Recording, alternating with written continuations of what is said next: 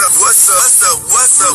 It's your boy Kevin to turn on this motherfucking YouTube shit. This is serious. Wow, what the fuck? Video of the Israeli government holding a private convention here in the United States. One of the people in attendance at this secret meeting was Judith Varney Shorer. She's a former Israeli consul general who was operating out of Atlanta. She was one of the main people saying that the biggest problem that they had was young black people in the United States. But don't worry, they've got some black leaders on the payroll. The major problem of Israel is with the young generation of the black community. The problem of Israel is with the young generation of the black community. Black is with the young generation of the black community. This was an Israeli government official who was saying this, not some low-level operative or some rogue member of their diplomatic corps. This was a senior member of their administrative government who was saying this on American soil. Their biggest problem wasn't Hamas or Hezbollah or the Palestinian Authority or Syria or even Iran. She said that Israel's biggest problem was young black people in the United States. This is it for us, as scientists have confirmed thousands of world-ending biblical creatures are now out of hiding, and everything we know about religion is coming true. People were terrified after one man on a plane noticed the plasmoids in the sky were not only bright, but humming, moving, changing color, and exploding, exactly as it was written in the Bible since day one. And our planet is gearing up for a supernatural biblical ending with the date potentially already set. In Luke 21:25, the Bible mentions that the sign of end times would be in the sky, mentioning celestial disturbances, with people saying that the recent plasmoids are doing exactly that, with haunting footage showing just how many of them exist throughout the world now, to even government drones going near it and completely crashing out, and even one woman recording it getting seemingly angry when she mentions Jesus and God. Can you talk to me? Can you hear me? Jesus loves me. Oh, you know Jesus. It's important to note a lot of these sightings are likely from the camera playing tricks, and we might all just be fine. An average person would think, what's the conspiracy to hide a black alien? Is it that serious? They'd be like, man, y'all looking a little too deep into it. Like, I'm hearing different people say the same thing. Like, no, y'all don't know. They really don't want us to know about any black extraterrestrials. And they don't want to ever let you know. When I was telling people I had contact with the Andromedans who had very coily hair, twists, and looked like melanated women, like almost Amazonian, that were from the Americas originally before the shift. They do not want to hear that. They do not want people talking about it. And the government is controlling all of those conferences at the top. But because of who I'm in contact with, there will never be a relationship with a lot of these groups because they do not want people knowing. What if you mistreated brown people for so long and then you had to accept that there could one day be a melanated people that come down here and make you accountable for your nefarious behavior towards certain people? You know, it would probably frighten you. So they would prefer to preserve that aspect of truth and make sure most of the beings that are coming here bipedal, they're melanated. Most of them. You could not travel intergalactically unless you had melanin. That's why ships can't even go out of the atmosphere without spraying with a form of melanin. Melanation is required. You would have to have a melanin content to travel through time and space.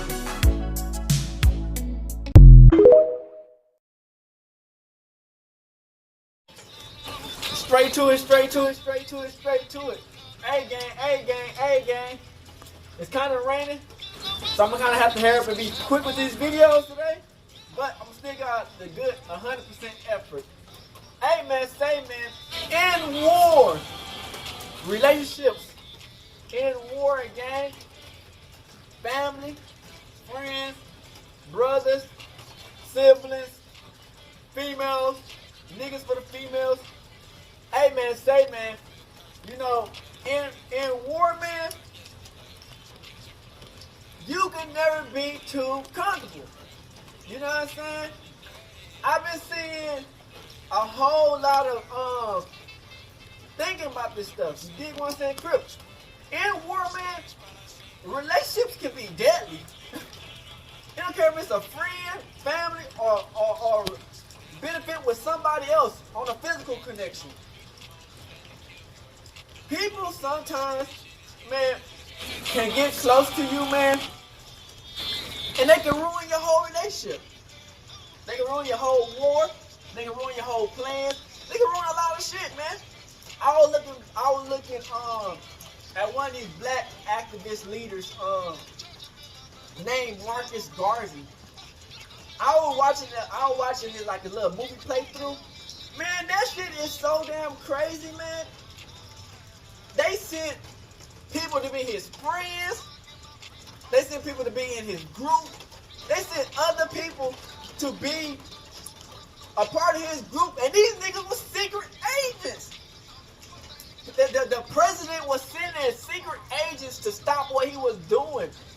He had a group called NIA, and the president at that time was getting mad because he was motivating black people to become more than just what they was, to be more of a leader.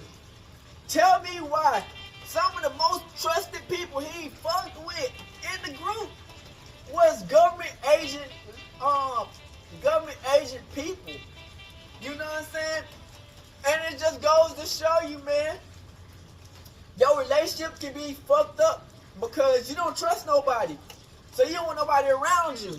And so, in not trying to trust somebody, you fuck up your relationship, you fuck up your whole movement because they will send people your way just to stop what you got going. You know what I'm saying? And sometimes your relationship, man, with the other people could be cool as fuck.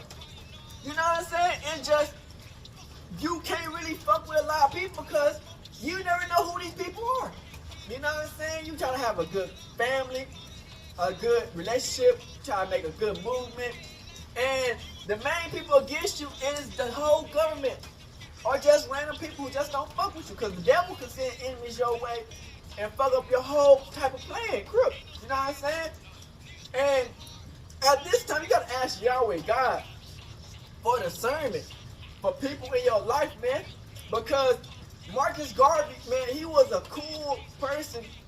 He just wanted us black people to have what was ours. He wanted us to have what was ours. He wanted us to take back Africa. He wanted us to live a good life, that we were leaders, black kings and queens. You know what I'm saying? And they tried everything in their power to try to destroy what he had built. You know what I'm saying? I was watching the movie, man. It came to a point where he had got funds from people in the group of his NIA. You know what I'm saying? And the people that he had the money on with to go get the damn boat, because they had like a boat that they was gonna use to, like, you know, promote his cause. You know what I'm saying? And like, he had like a big ass boat that they was gonna buy using the people money on. Tell me why the government agent, he took that damn money on and didn't even invest it into the boat. They took the money on and did whatever they did with it, and they, guess what? They charged the nigga 5 times the amount for the boat that it actually was. You know what I'm saying? Relationships in war can be so tough, you know what I'm saying? Because when you're known and you know you're on the right movement and you know you're doing the right thing, man, a lot of these people, man, they just, you can't trust. And that's just the facts, you know what I'm saying, Crip? He even had to fight his own people, bruh, because these people was cooning and tap dancing. You know what I'm saying? They was cooning, tap dancing. They was like trying to take his people. They wanted control over the whole group. Marcus Garvey, he had a control issue. So he wanted control over everything. You know what I'm saying? He didn't want none of these people to have no type of control over his group that he created. You know what I'm saying? And some of these people didn't like him. You know what I'm saying? That was in the group that initially wanted to start in the group. He had to fight these niggas. He almost got killed by one of these niggas. You know what I'm saying? Because he's still on the point of, he wasn't afraid to call these niggas out. You know what I'm saying? If you was a cool ass innocent ass nigga for the white people, he was gonna call your ass out. You know what I'm saying? And he had problems, you know what I'm saying, where he took some of the money on and used it for his personal needs. But I mean, shit, if you're the leader of the group, of course you're gonna need some shit to keep on benefiting the person who controlling the whole motherfucking group. You know what I'm saying? I'm not saying that he could have took the whole, he should have took the whole money on. I don't think he did that, but you get what I'm saying? That he should have took the whole money on this shit, but the thing is, man, you know what I'm saying? Relationships can be tough. Sometimes you gotta have solitude. Sometimes you gotta be by yourself, and sometimes you might be forced to be by yourself. You don't want to be by yourself. You don't want to not have no good, caring, loving family. But it's like, if you ain't got, because one of his wives, man, there was a real one, nigga. They literally, one of his wives jumped in front of this dude who was like, I guess he was part of this other group. And I guess they felt like Marcus Garvey had did him wrong. You know what I'm saying? And so they sent one of his wives.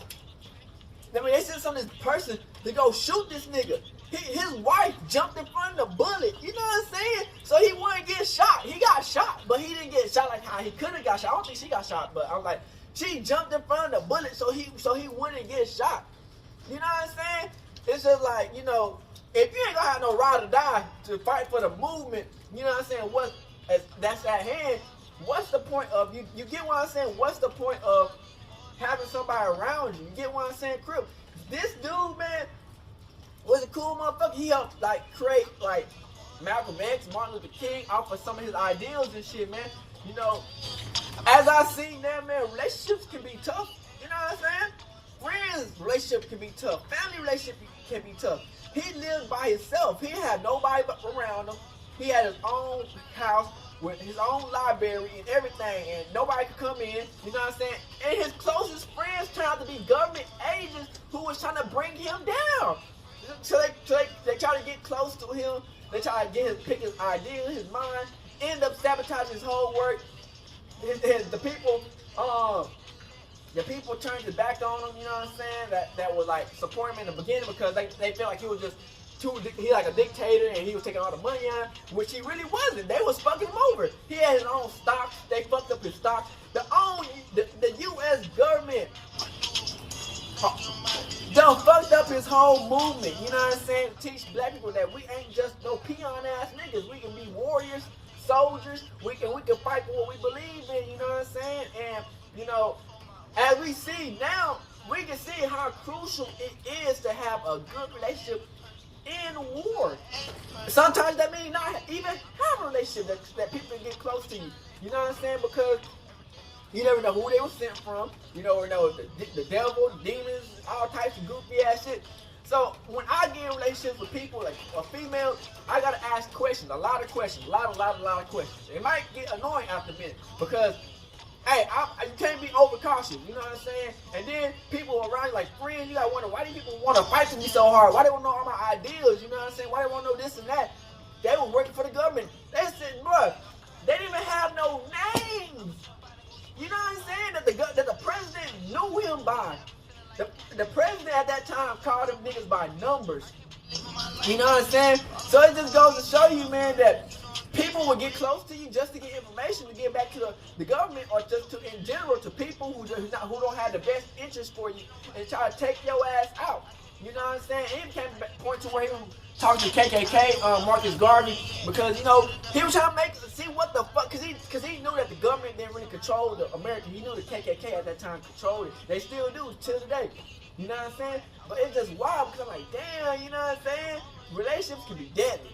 But like I said, man, how to have a strong relationship in a war, you gotta have faith in God. You gotta ask for discernment, and you gotta check these people out. You gotta check their credentials. You gotta ask them questions. You can't just let people come in so easily. You really gotta see what's up with these motherfuckers, because people can really come in and try to ruin the whole movement and the whole plan. Because I done got backstabbed before. You know what I'm saying? And I knew it was sent by the devil. You know what I'm saying? But you gotta go. Sometimes you gotta go through certain things to become a stronger person. But if you can avoid that shit, sometimes hey, you know what I'm saying? But yeah, man, like I said, man, relationships, man, in war, it can be the deadliest thing out here. You can be your own people, hood, north side, be crew. Gang. Hey, Dad, you know, dog, when we link up, dog, this shit be legendary. Even though this is instrumental, you the engineer on it, so Kodak everywhere.